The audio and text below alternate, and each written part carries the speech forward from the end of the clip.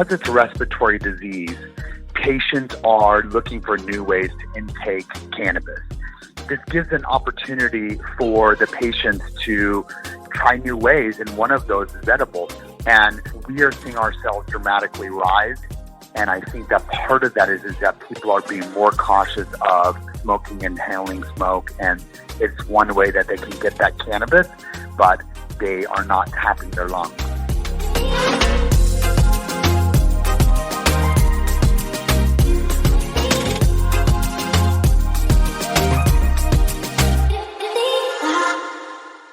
All right, everyone, welcome back to another episode of the Cannabis Corona Report, where we speak to cannabis companies that are succeeding during the global pandemic. And today, we are joined by Chef Aaron Chamberlin from Good Things Coming. Aaron, welcome to the show.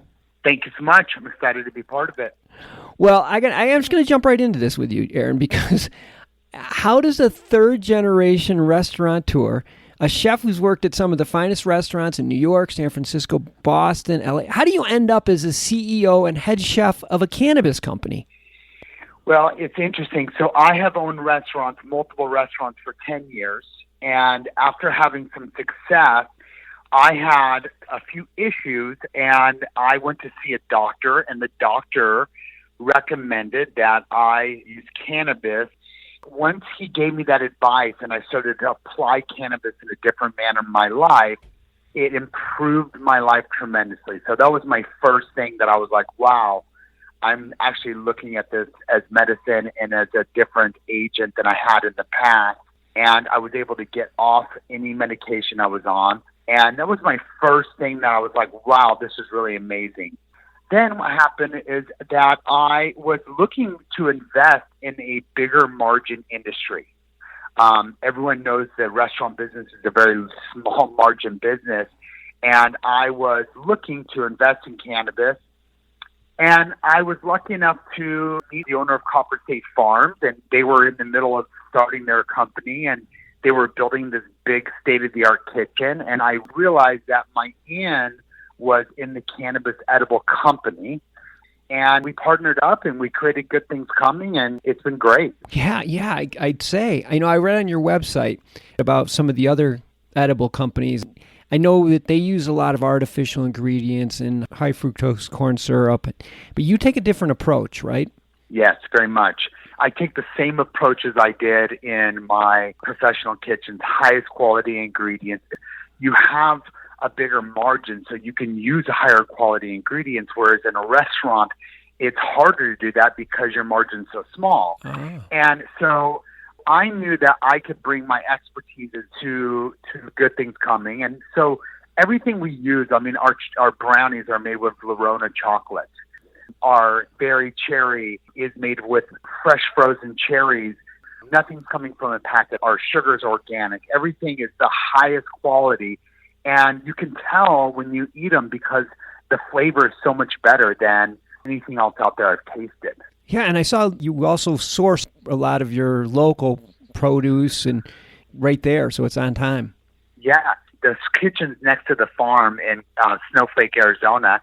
About 30 miles away is a lavender farm. So I go to Lavender Farm, I make a deal with them, I buy a bunch of lavender, and then I have a farmer down in Phoenix that makes the best honey in the Southwest. Arizona's known for citrus, so we grow citrus. And so I'm like, well, we're going to make a product that's actually a truly Arizona product that's going to have local honey, local lavender, and local citrus. And that was how I created the hard candy, and that flavor combination was because of the resources we had around us. See, you're so lucky, though, because you, like you said, you do have it. But I think it's a commitment on your part to make sure that, you know, like you said, the high-end stuff. I want to work our way backwards. You mentioned your partnership with Copper State Farms, which has to be a huge advantage. I mean, I know those guys have, it's like 50 acres greenhouse, and they have this incredible extraction lab. So extracts are always the highest quality. It's got to be a huge advantage for you guys.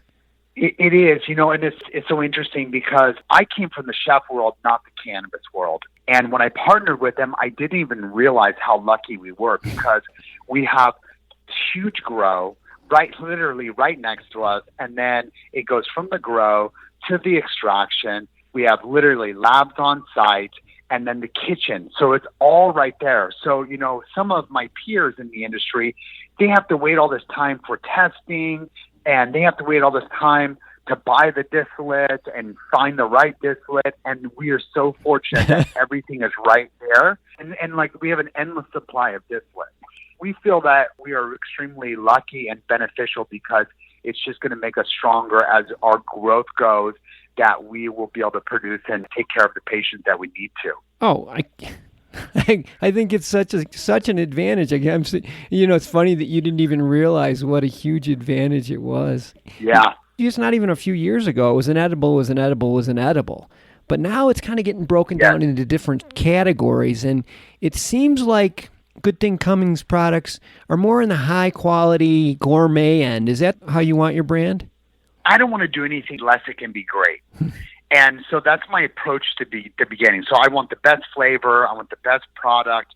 I don't want to do it unless it can be a fun brand, unless we're really helping people, unless the flavor combinations and all the quality and the standard of the people we have are there. That's how I run my restaurant. And that was another I saw in the marketplace. A lot of these edible companies are somewhat of an afterthought because the flower is so strong in sales. I wanted to make sure that we created something great enough that it could stand on its own, and it could really be a high quality. And also, our pricing is some of the lowest in the state. Attention Cannabis Podcast listeners.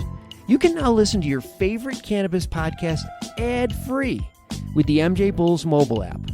Just download the free MJBulls mobile app to your smartphone to start enjoying cannabis podcasts with no commercials. Go to Apple Apps or Google Play to get the MJBulls Cannabis Podcast app today. Started to talk a little bit about COVID at the very beginning, and from what I'm hearing is that there was a lot of customers were moving to infused products during the crisis. We've heard that product sales are increasing. Have you experienced that? Yeah. Because it's a respiratory disease, patients are looking for new ways to intake cannabis. This gives an opportunity for the patients to try new ways, and one of those is edibles. And we are seeing our sales dramatically rise, and I think that part of that is that people are being more cautious of smoking, inhaling smoke, and it's one way that they can get that cannabis, but they are not tapping their lungs. Yeah. It's definitely a concern. Yeah. I know one of the challenges, especially in going back a ways with edibles, were consistency. How do you ensure consistency from batch to batch and from bite to bite? Yeah, that's a great question. Our tagline is chef-made, precision-dosed. And when I started in this, once again, not coming from the cannabis industry and started doing my market research, the number one thing that everyone kept coming up to me was, if you're holding something in your hand that has cannabis, is in your mind, you're thinking, what is this going to do for me? Or what is this going to do to me? So I knew that being precision dose was very, very important. And so we take all the precautions. We test multiple times.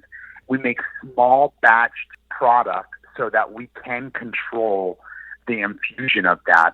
And we send out multiple tests to the lab, and we're able to get our test results very quickly. I don't know if there's any other edible company that has the testing regimen that we have.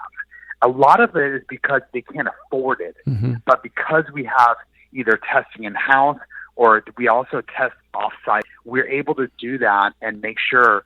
And I actually have tested it on myself and shocked at how consistent it was. Well, we've been speaking with Aaron Chamberlin from Good Things Coming, and all of his contact information is in the show notes or at mjbulls.com. So if you want to reach out to Aaron and talk to him more about Good Things Coming products, I'm sure he'd be happy to hear from you. Aaron, this is really good conversation. Thanks for doing this. You bet. Anytime. Thank you so much. I'm happy that I was able to be part of the show. Me too. We'll speak again soon.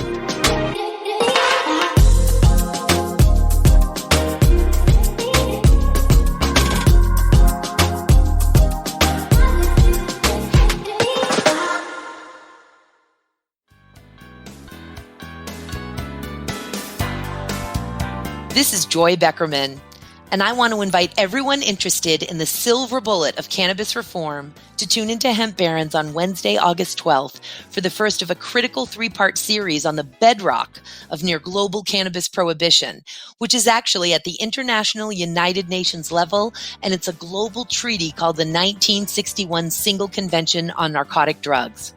If you want to be empowered with this essential knowledge, listen on the MJ Bulls mobile app or wherever you listen to podcasts.